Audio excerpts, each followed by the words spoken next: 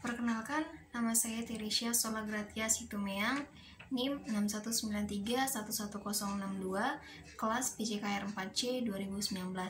Di sini saya akan memaparkan beberapa jenis gaya belajar. Yang pertama, gaya belajar komando. Gaya belajar komando adalah pendekatan mengajar yang paling bergantung pada guru. Tujuannya yaitu penampilan yang cermat guru, menyiapkan semua aspek pengajaran, dan ia sepenuhnya bertanggung jawab dan berinisiatif terhadap pengajaran dan memantau kemajuan besar dari perkembangan siswanya. Adapun kelebihan dan kekurangan gaya komando. Kelemahan gaya komando yaitu yang pertama, kurang mengembangkan penalaran siswa. Kedua, kurang mengembangkan pembentukan sifat.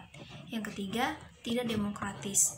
Penyaluran aspek sosial, emosional, dan kognitif sangat terbatas. Dan keuntungan dari gaya komando ini yaitu yang pertama, keseragaman gerak.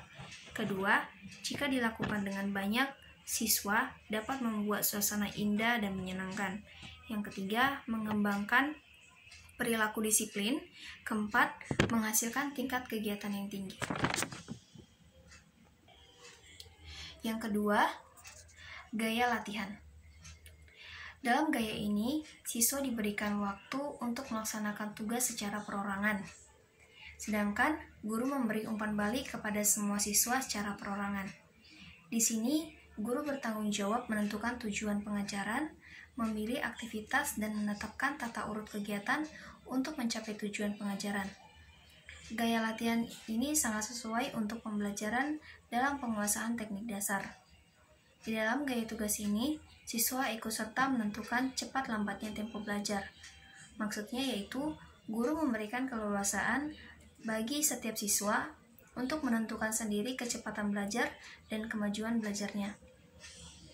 Adapun kelemahan dan keuntungan gaya latihan ini yaitu kelemahan, yang pertama, kurang mengembangkan kreativitas siswa. Kedua, tugas yang kurang jelas dan terlalu panjang dapat menimbulkan lupa. Ketiga, bagi sebagian anak dapat menghindari dari tugas yang sebenarnya. Atau bisa dibilang dari kelompok itu hanya beberapa saja yang bekerja.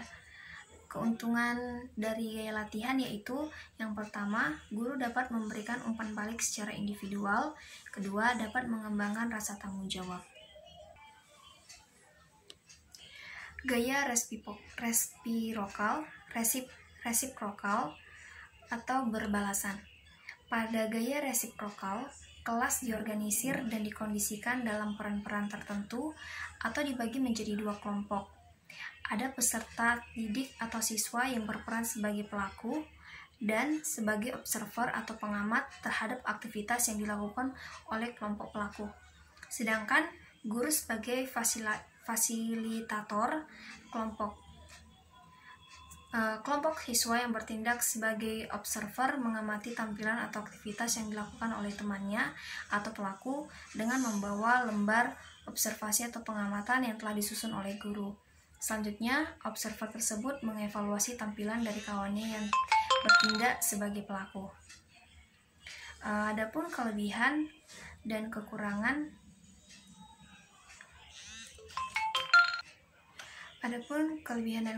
dari gaya ini yaitu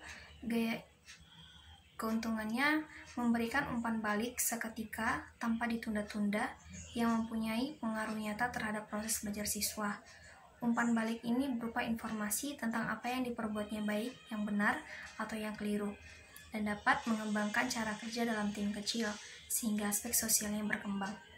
Kelemahan dari gaya belajar ini yaitu sering menimbulkan situasi yang emosional antara pelaku dan pengamat yang disebabkan pengamat berlebihan dan menyampaikan informasi yang bersangkutan.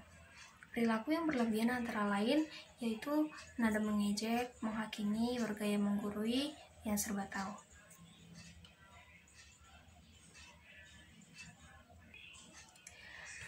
Self-check style atau gaya menilai sendiri. Gaya menilai diri sendiri.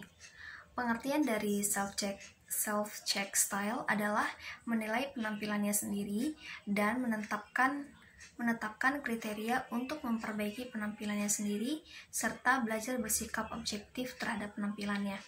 Baik belajar menerima keterbatasannya, membuat keputusan baru dalam bagian pembelajaran selama dan sesudah pelajaran.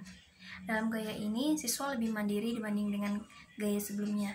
Dalam gaya ini, siswa membandingkan antara apa yang dilakukan dengan kriteria dari guru.